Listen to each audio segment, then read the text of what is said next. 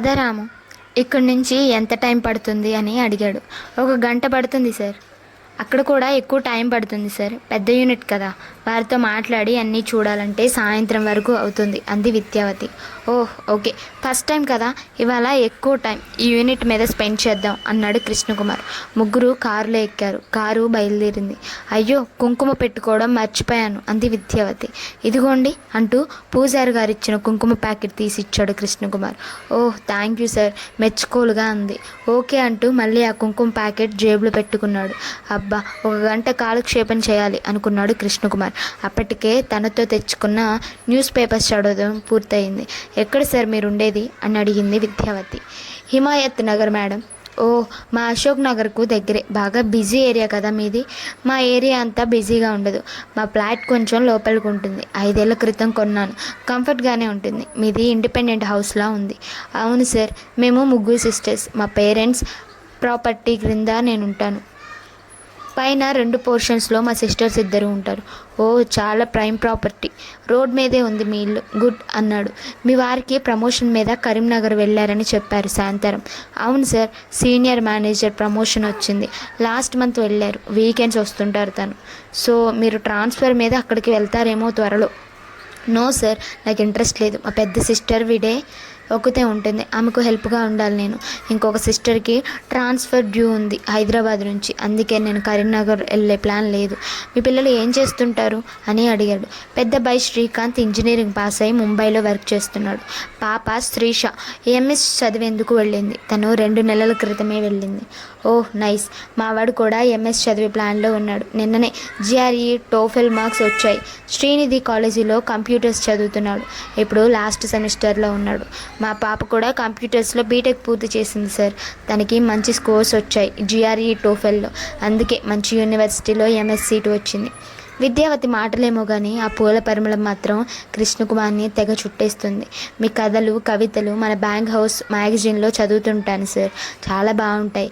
Complement చేసింది. Thank you madam. మీరు మాటికి మేడం అనక్కర్లేదు. విద్య అంటే చాలు నొచ్చుకుంటూ అంది విద్యావతి. నాకు అలా అలవాటు లేదు. న్యూ రిక్రూట్మెంట్ అయిన ఆడపిల్లల్ని కూడా మేడం అని అంటాను. సరే మీ ఇష్టం, నేను చెప్పేది చెప్పాను అంది. సరేనండి, అందరి ముందు మేడం అంటాను, ఎవరూ లేకుంటే విద్య అంటాను. ఓకేనా నవ్వుతూ అన్నాడు కృష్ణకుమార్. థ్యాంక్ యూ అంది నవ్వుతూ విద్యావతి. నవ్వేంటిరా బాబు అలా కవ్విస్తోంది. అమ్మ బాబోయ్, అసలు టెంప్ట్ కాకూడదు. ఇవి ఎప్పుడు ఇలానే ఉంటాయి తమాషాగా. ఏ మంత్రం మనసు తూలినా ఎన్నో ఇబ్బందులు తప్పవు. అసలు తలకూడదు మనసులో గట్టిగా అనుకున్నాడు కృష్ణకుమార్. డ్రైవర్ రాము ఒక చెవిలో ఇయర్ ఫోన్స్ పెట్టి పాటలు వింటున్నాడు ఏకాగ్రతతో రోడ్ని చూస్తూ. ఇంకా 1 గంట ప్రయాణం ఉంది. కాసేపు ఇద్దరూ మౌనంగా ఉన్నారు. ఆ మౌనాన్ని చీలుస్తూ, ఎలా ఉంది సార్ మీ ముంబై అసైన్మెంట్ అని అడిగింది విద్యావతి. చాలా బాగుంది. ట్రెజరీ డిపార్ట్మెంట్ కదా, చాలా కొత్త విషయాలు నేర్చుకున్నాను. షేర్స్, సెక్యూరిటీస్తో ఎలా డీల్ చేయాలి, బ్యాంకు ఎలా లాభాలు తేవాలి, ఇలా ఎన్నో తెలియని కొత్త విషయాలు. చాలా ఆసక్తికరంగా ఉండేది. ప్రమోషన్ మీద ఇక్కడికి వచ్చాను, కానీ వర్క్ విషయంలో అక్కడే బాగుంది మేడం అనబోయి విద్య అన్నాడు రియాక్షన్ చూద్దామని. విద్య అన్న పిలుపుకి చాలా హ్యాపీగా కృష్ణకుమార్ వైపు చూసింది విద్యావతి.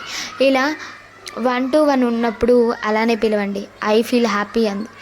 ఓకే అన్నాడు కృష్ణకుమార్. అసలే తను ఓల్డ్ ఫ్యాషన్, మధ్యలో ఈ పేరు పెట్టి పిలవడం ఏంటో అతనికి అర్థం కాలేదు. అది పరాయి వాళ్ళని అలా పేరుతో పిలవడం అతని సిద్ధాంతాలకు విరుద్ధం. తన హ్యాండ్ బ్యాగ్ ఓపెన్ చేసి 5 స్టార్ చాక్లెట్ ఇచ్చింది. తీసుకోండి, ఇంకా 1 గంట ప్రయాణం ఉంది తీసుకున్నాడు నవ్వుతూ. పాటలు వింటారా అంటూ తన మొబైల్కి ఇయర్ ఫోన్స్ తగిలించి ఒకటి తన చెవిలో పెట్టుకొని రెండోది కృష్ణకుమార్కి ఇచ్చింది చెవిలో పెట్టుకోమని. వైర్ దూరం సరిపోకుంటే విద్యావతి అతనికి దగ్గరగా జరిగింది. అలా జరగడంలో కారు కుదుపును ఆమె ముందుకు పడబోతే ఆమె చేతిని కృష్ణకుమార్ పట్టుకున్నాడు. థ్యాంక్ యూ అంది నవ్వుతూ. జాగ్రత్త అన్నాడు తాను నవ్వుతూ. పాట సెలెక్ట్ చేసి ఆన్ చేసింది. మధురాపురి సదన మృదువదన మధుసూదన ఇహ స్వాగతం కృష్ణ శరణాగతం కృష్ణ అంటూ హృదయంగా వస్తుంది పాట. ఈ పాట అంటే నాకు చాలా ఇష్టం అన్నాడు కృష్ణకుమార్. ఓహ్ నాకు చాలా ఇష్టం. రోజుకు ఒక్కసారైనా ఈ పాట వింటాను. పడుకునేప్పుడు కంపల్సరీగా విని పడుకుంటాను అంది విద్యావతి తాను హమ్ చేస్తూ. మీ వాయిస్ చక్కగా ఉంది, మీరు పాడతారా అన్నాడు. జస్ట్ ఇంట్లోనే నాకు నచ్చిన పాటలు పాడుకుంటాను. ఓ అయితే మీ పాటలు వినాల్సిందే అన్నాడు. అయితే సాయంత్రం నన్ను డ్రాప్ చేసినప్పుడు మా ఇంటికి రండి, కాఫీ ఇచ్చి ఒక పాట పాడి వినిపిస్తాను అంది కొంటెగా. ఓ సరే అన్నాడు అప్రయత్నంగా. థ్యాంక్స్ అంది. హడావిడిలో వాటర్ బాటిల్ తీసుకోవడం మర్చిపోయాను, గుడి దగ్గర తీసుకొని ఉండాల్సింది అంటూ రాముకి చెప్పి కారు ఆపే ప్రయత్నం చేయబోయాడు కృష్ణమోహన్. ఎందుకు, నా దగ్గర బాటిల్ ఉంది తీసుకోండి అంటూ ఇచ్చింది. మీ హ్యాండ్ బ్యాగ్ అక్షయ పాత్రలా ఉంది, అన్నీ ఉన్నాయి అందులో అన్నాడు వాటర్ బాటిల్ తీసుకుంటూ. మరీ అవసరం కొద్దీ అన్నీ పెట్టుకోవాలిగా, మీ మగవాళ్ళలా చేతులు ఊపుకుంటూ రాలేముగా, మా ఆడవాళ్ళం బయటకు వచ్చేటప్పుడు అంటూ నవ్వింది. బాగా దాహంగా ఉంది, మెనీ థ్యాంక్స్ అన్నాడు నిజాయితీగా. ఆ దూరంగా కనిపించేదే విరాజ్ స్పిన్ టెక్స్ అని చూపించింది విద్యావతి. ఓ చాలా పెద్ద యూనిట్, అన్ని యాక్టివిటీస్ ఇక్కడే జరుగుతున్నాయన్నమాట అన్నాడు. ఎస్ సార్, మనం లోన్ ఇచ్చింది 600 కోట్లు, కన్సార్టియం అడ్వాన్స్లో మిగతా బ్యాంక్స్ ఇంకో 400 కోట్లు ఇచ్చాయి. మనం ఎక్కువ ఇచ్చాం కాబట్టి మనమే లీడ్ తీసుకొని మానిటర్ చేస్తున్నాము, రిపోర్ట్స్ మిగతా బ్యాంక్స్కు పంపుతాము. బట్ టెక్నికల్ ఆడిట్ కూడా చేయలేము. అవును సార్, 3 నెలలకోసారి టెక్నికల్ ఆడిట్ చేయిస్తాము. ఈ యూనిట్పై మీ ఒపీనియన్ ఏంటి? బ్యాంక్ వాయిదాలు కట్టడం, ప్రొడక్షన్, సేల్స్, ప్రాఫిట్ వరకు okay sir, health of unit కూడా బాగానే ఉంది, అంతవరకే నాకు తెలుసు అంది విద్యావతి. ఓకే అన్నాడు. కారు పోర్టికోలో ఆగగానే జనరల్ మేనేజర్ వచ్చి రిసీవ్ చేసుకున్నాడు. చైర్మన్ రూమ్కి వెళ్ళాము. ఆయన ఎదురు వచ్చి రిసీవ్ చేసుకున్నారు. చాలా మర్యాదలు చేశారు. కంపెనీ గురించి అంతా వివరించారు. అన్నీ విన్నాడు కృష్ణకుమార్. కొన్ని కీలక పాయింట్స్ అడిగి వివరాలు తెలుసుకున్నాడు. కంపెనీ ఎక్స్పర్ట్స్ కూడా ఆ ప్రశ్నలు ఊహించలేదు.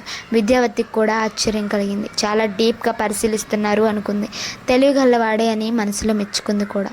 అంత పెద్ద లోన్ కాబట్టి బ్యాంక్ మేనేజర్కి చాలా బాధ్యత ఉంటుంది. ఏమాత్రం తేడాలు వచ్చినా కృష్ణకుమార్కు చాలా ఇబ్బందులు వస్తాయి. అందుకే అన్ని అకౌంట్స్ నిశితంగా పరిశీలించాడు. కొన్ని ఆడిషనల్ రిపోర్ట్ అడిగాడు. వాళ్ళు మెయిల్ చేస్తామని, చాలా పెద్ద ఫ్యాక్టరీ, అందులోనే అన్ని ప్రాసెస్లు జరుగుతాయి. బ్యాటరీ కారులో తీసుకెళ్ళి అన్నీ చూపించి వివరించారు. తను తెచ్చుకున్న స్పైరల్ బుక్లో అన్నీ నోట్ చేసుకున్నాడు కృష్ణకుమార్. ఇంకొన్ని చూడాల్సినవి మిగిలాయి. ఇంతలో లంచ్ టైం అయింది. సపరేట్ రూమ్లో లంచ్ ఏర్పాటు చేశారు. విద్యావతి లంచ్ బాక్స్ తీసింది తన బ్యాగ్లో నుంచి. అదేంటి అన్నట్లు చూశాడు కృష్ణకుమార్.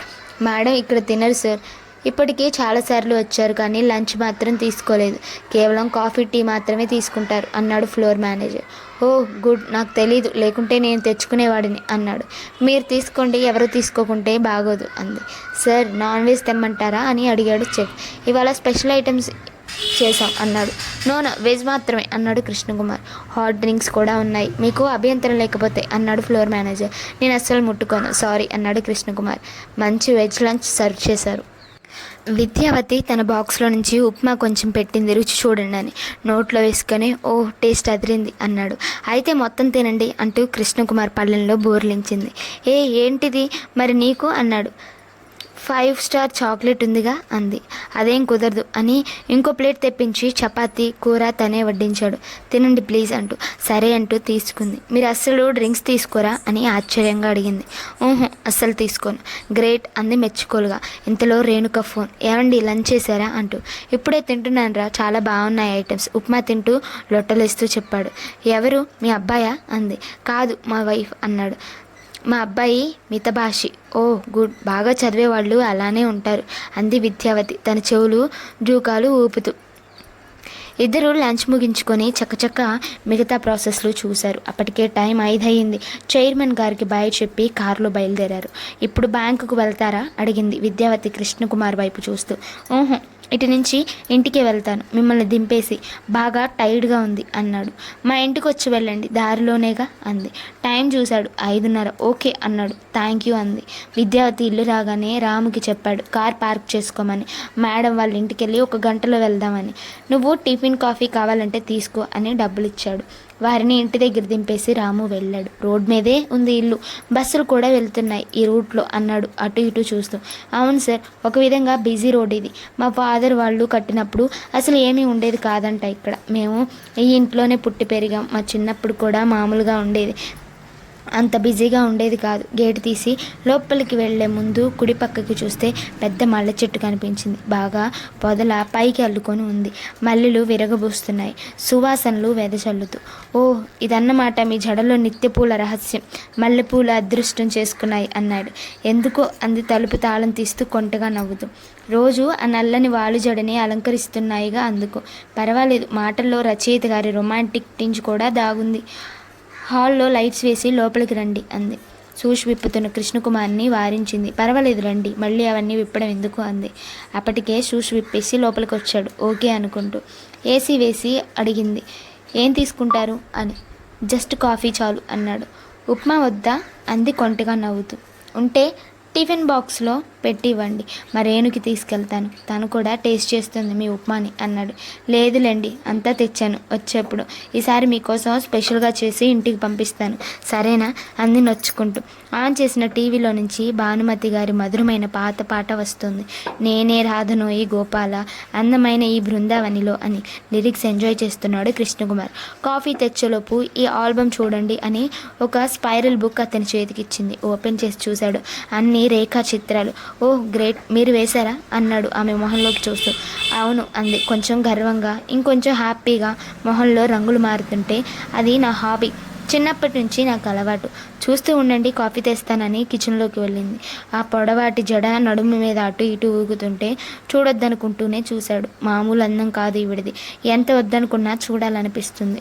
ఇదివరకు ఎప్పుడు అదుపు తప్పని మనసు ఈమెను చూస్తే తన కంట్రోల్లో ఉండడం లేదు. కొంచెం కష్టం మీద మళ్ళీ దాన్ని కంట్రోల్కి తెచ్చుకుంటున్నాడు కృష్ణకుమార్. ఒక్కొక్కటిగా రేఖా చిత్రాలు చేస్తూ ఒక షీట్ దగ్గర ఆగాడు. అందులో తన పోలికలు కనిపించాయి. ఎప్పటిది ఇది అని ఆలోచించాడు. 10 ఏళ్ల క్రితం తన అశోక్ నగర్ బ్రాంచ్ ఇన్స్పెక్షన్కి వచ్చినప్పుడు వేసినట్టుంది. 10 ఏళ్ల క్రితం పోలికలు అందులో ప్రస్పష్టమవుతున్నాయి. చాలా బాగా గీసింది. ఎవరైనా చూస్తే టక్కున నేనే అని చెప్పగలరు, అంత శ్రద్ధతో గీసింది. తీసుకోండి కాఫీ అని ట్రేలో ఉన్న కాఫీ అందించింది. థ్యాంక్ యూ అన్నాడు. తను కూడా కాఫీ కప్పుతో ఎదురుగా సోఫాలో కూర్చుంది, వాళ్ళ జడ ముందుకు వేసుకుంటూ. నా రేఖా చిత్రం కూడా చూశాను, చాలా బాగా వేశారు అన్నాడు మెచ్చుకోలుగా. థ్యాంక్ యూ అని నును సిగ్గుతో అంది. బుగ్గలు కొంచెం ఎరిపెక్కినట్లు కనిపించాయి కృష్ణకుమార్కి. అవును, అది మీదే. మీ ఇన్స్పెక్షన్కి 10 రోజులు కొంచెం కొంచెం వేస్తూ మీరు వెళ్ళేలోపు పూర్తి చేశాను. మరి నాకు అప్పుడే ఇవ్వచ్చుగా అన్నాడు. అది నా కోసం గీసుకున్నాను, మీకు వేరేది చక్కగా గీసిస్తానులేండి, మీరు బ్రాంచ్ నుంచి ట్రాన్స్ఫర్ అయ్యేలోపు అంది నవ్వుతూ. అయితే రోజు నన్ను చూస్తూ గీస్తారన్నమాట ఇక నుంచి. జాగ్రత్తగా ఉండాలేమో నేను అన్నాడు. అలా ఏమీ లేదు, ఒక ఫ్రేమ్ మైండ్లోకి వస్తుంది, అది వేస్తూ ఎక్కడెక్కడ సరిదిద్దాలి అని చూస్తాను. పోలికలు కరెక్ట్గా మైండ్లోకి వస్తేనే చిత్రం చక్కగా గీయగలను అని వివరించింది. Okay okay, very good. మీ ఇంటికి రావడం వల్ల ఒక కొత్త విషయం మీ గురించి తెలిసింది. మీరు వచ్చినందుకు నేనే మీకు థ్యాంక్స్ చెప్పాలి. ఈసారి మేడం అబ్బాయిని కూడా తీసుకురండి, నా చేతి వంట మీ వాళ్ళకి కూడా రుచి చూపిస్తాను. తప్పకుండా.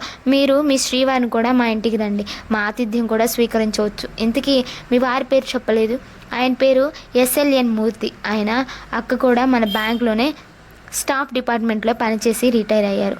ఓ నైస్, మంచి మిత్రురాలు దొరికారు మీ రూపంలో అన్నాడు. మీ అక్కగారు పైనే ఉంటారన్నారు కదా.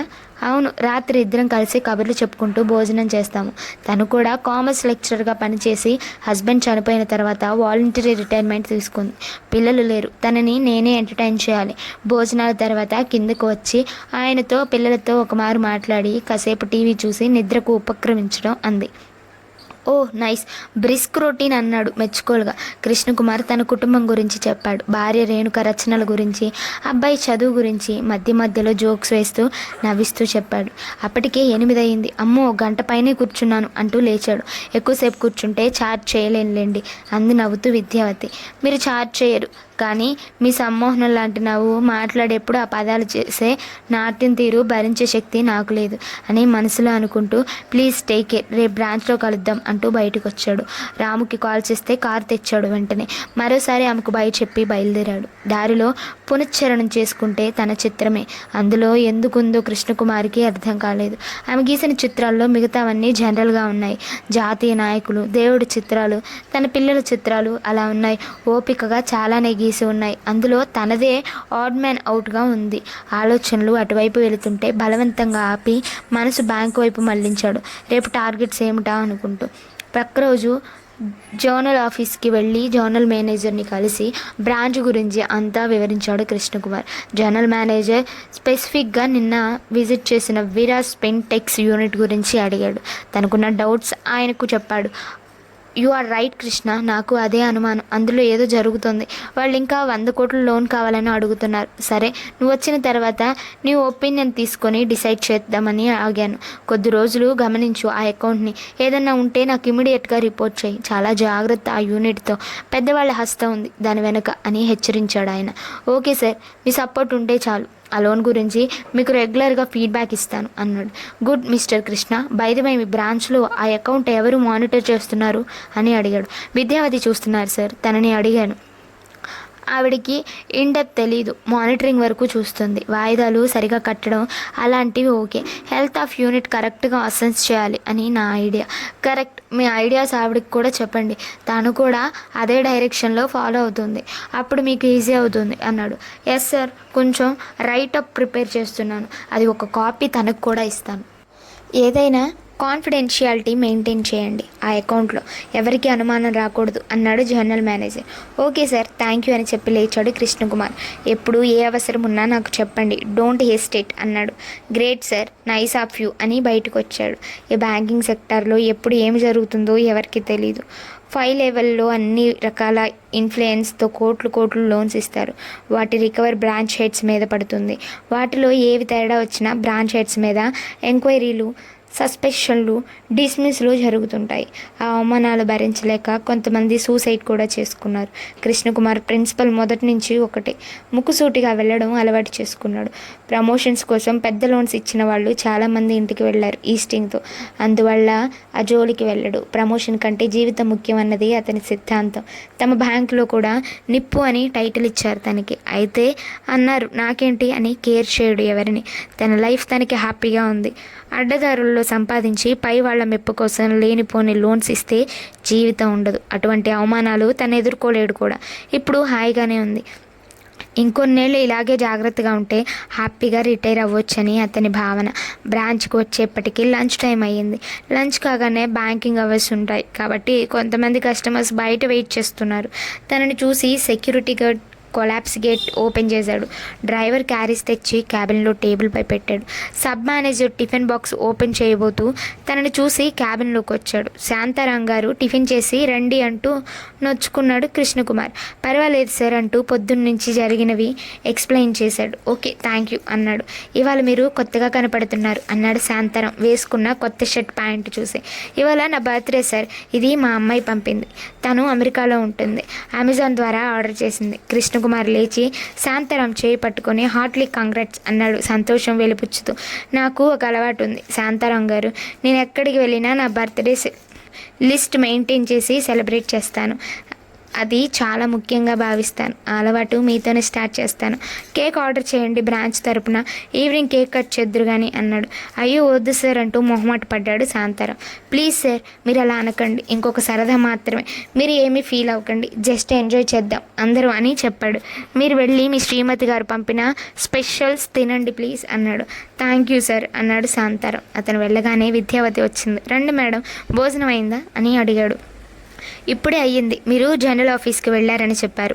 అవును, నిన్న మనం విజిట్ చేసిన యూనిట్ గురించి జనరల్ మేనేజర్ కొన్ని కూలిక విషయాలు చెప్పారు. మీరు కూర్చోండి, అవి చెప్తాను అన్నాడు. మీరు లంచ్ చేయండి, నేను మళ్ళీ వస్తాను అంది. ఆకలేదు, జస్ట్ 10 మినిట్స్ అని మొత్తం వివరించి చెప్పాడు. కొంచెం కర్షన్గా ఉండాలి ఆ అకౌంట్లో అని మరీ చెప్పాడు. నేను ఆల్రెడీ కొంత రాశాను నాకున్న డౌట్స్ గురించి, అవి మీకు ఇస్తాను, మీరు కూడా స్టడీ చేయండి అన్నాడు. సరే సార్ అంది. ఏంటి ఇవాళ మీ లంచ్ స్పెషల్స్ అని అడిగాడు. ఉప్మా కాదులేండి, ఇవాళ దోశ తెచ్చుకున్నాను అంది. ఓ వెరైటీ అన్నమాట, మా ఆవిడ వంటలు కూడా టేస్ట్ చేయండి అని క్యారేజ్ ఓపెన్ చేశాడు. ఒక స్వీట్, కొంచెం పులిహోర, కొంచెం కర్డ్ రైస్, దొండకాయ కూర, వడియాలు ఉన్నాయి. అన్నీ కొంచెం పెట్టున్నాయి. అదేంటి మరి అంత కొంచెం తింటారా అంది. ఇవే ఎక్కువ, నా ఇష్టానికి తగ్గట్టు కరెక్ట్గా అమరుస్తుంది మా రేణు అన్నాడు. ఓ మీ డైటింగ్ ఆవిడ మానిటర్ చేస్తుందన్నమాట అంది నవ్వుతూ. ఎప్పుడు కొంటె మాటలే, మామూలుగా ఉండవు మీ మాటలు అన్నాడు నవ్వుతూ. మన బ్రాంచ్లో ఐపీ మెసెంజర్ ఉంది కదా అన్నాడు. ఎస్ సార్, మీ సిస్టంలో కూడా ఉంది అని ఓపెన్ చేసి చూపించింది. మీరు క్యాబిన్ నుంచి బయటికి రాకుండా అన్ని సీట్స్కి కనెక్ట్ అవ్వచ్చు, మీ మెసేజ్ చెప్పవచ్చు, అది మీకు చాలా ఈజీ అవుతుంది. అవును, చాలా అవసరం అది. అటాచ్మెంట్స్ కూడా పంపొచ్చు కదా అన్నాడు. ఎస్ సార్ అంటూ మీరు ప్రశాంతంగా మీ మినీ మీల్స్ తినండి అంటూ లేచింది విద్యావతి. గబగబా లంచ్ కంప్లీట్ చేసి ఆ రోజు ఫిగర్స్ చూశాడు కృష్ణకుమార్. డిపాజిట్స్ 5 కోట్లు పెరిగాయి. ఎవరో తమ ఎస్బీఐ అకౌంట్కి ట్రాన్స్ఫర్ చేయించుకున్నారు. నెట్లో అన్ని ట్రాన్సాక్షన్స్ వెరిఫై చేస్తుంటే మొబైల్ మోగింది. ఎవరిదబ్బా కొత్త నెంబర్ అనుకుంటూ ఆన్సర్ చేశాడు. సార్, నేను ఏజిఎం ఐబీ బ్యాంక్ కోటి బ్రాంచ్ నుంచి మాట్లాడుతున్నాను. మీ విరాజ్ స్పెంటెక్స్లో మా కన్సార్టియం కూడా ఉంది. మీరు కొత్తగా జాయిన్ అయ్యారని తెలిసింది. ఆ లోన్ గురించి మీతో డిస్కస్ చేయాలి. ఎప్పుడు రమ్మంటారు అని అడిగాడు. ఇప్పుడు రాగలరా అని అడిగాడు. సరే సార్, నాకు మీ బ్రాంచ్ దగ్గరే అరగంటలో అక్కడ ఉంటాను అన్నాడు. అనుకున్నట్లే ఐబీ బ్యాంక్ కోటి బ్రాంచ్ ఏజీఎం అరగంటలోపే వచ్చాడు. హ్యాపీ టు మీట్ యూ అంటూ పరస్పర కరచాలనాలు అయ్యాయి. 1 గంట సేపు ఏకబిగిన డిస్కషన్స్ జరిగాయి. చాలా పాయింట్స్ డిస్కస్ చేశాడు. బిస్కట్స్, టీ వచ్చాయి. అప్పటికే అఫీషియల్ డిస్కస్ అయ్యి పర్సనల్ డిస్కషన్లోకి దిగారు ఇద్దరు. ఐబీ బ్యాంక్ ఏజీఎం అడిగాడు, మీ బ్రాంచ్లో మా స్టాఫ్ వైఫ్ ఉండాలి అని. పేరేమిటి అని అడిగాడు కృష్ణకుమార్. విద్యావతి. నా దగ్గర వర్క్ చేసిన మూర్తి గారి భార్య. అతను సీనియర్ మేనేజర్ ప్రమోషన్ మీద లాస్ట్ మంత్ కరీంనగర్ వెళ్ళాడు. ఓహ్ ఎస్, విద్యావతి ఈ కన్సార్టియం ప్రాజెక్ట్లోనే మానిటరింగ్ సెక్షన్లో ఉన్నారు అన్నాడు కృష్ణకుమార్. ఆవిడ చాలా నైస్ లేడీ సార్, అతను చాలా ఇబ్బంది పెడతాడు ఆమెని. మూర్తికి అన్ని వ్యసనాలు ఉన్నాయి. ముందు లేడీస్ ఒకటేమిటంటూ చెప్పుకొచ్చాడు. అవతలి బ్యాంక్ ఏజీఎం చాలా హింసిస్తాడు ఆమెని. పెళ్ళైనప్పటి నుంచి తిట్టడం, కొట్టడం, చాలా వరిష్టగా ప్రవర్తిస్తాడు తనతో. అతనికేమో తన జీవితం, డబ్బులు చాలవు. ఆవిడ శాలరీలో కూడా సగం వాడేస్తాడు ప్రతి నెల. ఆవిడికి నరకం చూపిస్తాడు. పిల్లలను కూడా హింసిస్తాడు. వాళ్ళ చదువులకు కూడా విద్యావతి చాలా వరకు డబ్బులు ఇచ్చేది. రాత్రిపూట తప్పు తాగి ఇంటి ముందు అసహ్యంగా తిడుతూ నానా రభస చేస్తాడు. ఈ బాధలు భరించలేక సంవత్సరం క్రితం విద్యావతి అతనికి విడాకుల నోటీస్ పంపింది. ఆ రోజు నా కాళ్ళు పట్టుకొని ఎలాగైనా భార్య చేత అవి వాపస్ తీసుకోమని చెప్పించాడు. ఆవిడకి ఎంతో నచ్చ చెప్తే కానీ ఆ నోటీస్ వాపస్ తీసుకోలేదు. నాకే చాలా బాధ వేసింది. ఈసారి ప్రమోషన్లో నేనే గట్టిగా ప్రయత్నించి ప్రమోషన్ ఇప్పించి కరీంనగర్ వేయించాను. కొంతవరకన్నా ఆమెకు ఊరట ఉంటుందని. మా బ్రాంచ్లో కూడా అతను లేడీ స్టాఫ్తో అసభ్యంగా ప్రవర్తించాడు. అతని మీద 4 ఛార్జ్ షీట్లు కూడా ఉన్నాయి బ్యాంక్లో. ఒక దశలో సస్పెండ్ కూడా చేయిద్దామని ట్రై చేశాను. అలా చేసేప్పుడు సిగ్గు లేకుండా కాళ్ళు పట్టుకుంటాడు, క్షమించమంటాడు, ఇంకెప్పుడు చేయనంటాడు. కుక్కతో ఒక వంకర అన్నట్టు మళ్ళీ కొద్ది రోజులకు మామూలే. నాకు కూడా తలనొప్పి పుట్టి మెల్లగా ఇక్కడి నుంచి తప్పించాను అని పెద్ద స్టోరీ చెప్పాడు అతను. ఆశ్చర్యపోయాడు కృష్ణకుమార్. అయ్యో, ఇంత ఇబ్బంది ఉందా విద్యావతికి అనుకున్నాడు. అతడు లేచేందుకు ఉద్యుక్తుడయ్యి, మీరు కన్సార్టియం హెడ్ కాబట్టి మీరు అన్ని బ్యాంకులతో ఒక మీటింగ్ ప్లాన్ చేయండి సార్. అందరం కలిసి మోడాలిటీస్ డిసైడ్ చేద్దామని. ఇక నేను వెళతాను అని కృష్ణకుమార్కి చెప్పి అతను వెళ్ళిపోయాడు. క్లర్క్ రంగారావు వచ్చాడు. కేక్ తెప్పించాము సార్, అందరూ మీకోసం వెయిటింగ్. మీరు వస్తే శాంతారాం గారి చేత కేక్ కట్ చేయిద్దాము అన్నాడు. ఆ బ్రాంచ్కి గ్రౌండ్ ఫ్లోర్లో డిపాజిట్స్, క్యాష్ డిపార్ట్మెంట్స్ ఉంటాయి. మొదటి అంతస్తులో లోన్స్, మిగతా డిపార్ట్మెంట్స్ ఉంటాయి కస్టమర్ల సౌకర్యం కోసం అని అలా పెట్టారు. హాల్లో అందరూ వెయిటింగ్. కృష్ణకుమార్ అందరినీ ఒకమారు విష్ చేసి పేరు పేరున పలకరించాడు. శాంతారాం గారిని ముందుకు రమ్మన్నాడు. శాంతారాం గురించి అందరూ సరదాగా మాట్లాడారు. తమ బ్రాంచ్లో ఫస్ట్ టైం ఇలా అందరూ కలిసి బర్త్డే సెలబ్రేట్ చేస్తున్నాం సార్, ఈ క్రెడిట్ మీదే అన్నారు అందరూ. కృష్ణకుమార్ కూడా శాంతారాం గురించి మాట్లాడాడు. ఈ సెలబ్రేషన్స్ ఇక నుంచి అందరి పుట్టినరోజులకు చేద్దామని చెప్పాడు. అందరి చప్పట్ల మధ్య శాంతారాం కేక్ కట్ చేశాడు. ఒక ముక్క తీసి కృష్ణకుమార్ అతనికి తినిపించాడు. ఇంకొక సంవత్సరంలో శాంతారాం రిటైర్ అవుతున్నాడు. కథ నచ్చినట్లయితే లైక్ చేసి సబ్స్క్రైబ్ చేసుకోండి.